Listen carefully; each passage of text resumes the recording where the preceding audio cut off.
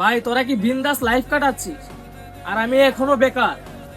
তোর মাসিক ইনকাম জানি কত? আমার বেতন 50,000 টাকা। অনেক কষ্ট করে এই পজিশনে এসেছি। তুইও কষ্ট কর, তুইও পারবি। বন্ধু আমার তো চাকরি হয়ে গেছে, আমার বেতন প্রথম অবস্থায় 10,000 টাকা। আরে দারুণ খবর বন্ধু, কংগ্রেচুলেশন। বলেছিলাম না তুই পারবি। বন্ধু আমার তো প্রমোশন হয়ে গেছে, আমার বেতন এখন 20,000 টাকা। বেশ, সাবাস। বলেছিলাম না তুই পারবি, তোর দ্বারা সম্ভব, তুই এগিয়ে যা। বন্ধু জানিস আমার তো সুপার প্রমোশন হয়ে গেছে, আমার বেতন এখন 50,000 টাকা।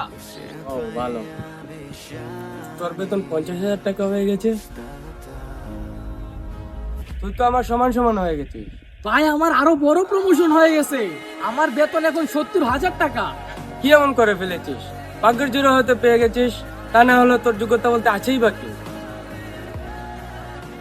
কপাল ভালো থাকলে এখন যা কিছুই হওয়া যায়, যোগ্যতা বলতে আসলে এখন কিছুই নেই। তো এই ভিডিওটা দেখে কি বুঝলেন? মানুষ চাইবে আপনি বড় হন, কিন্তু সে এটা কখনোই চাইবে না আপনি তার থেকেও বড় হন।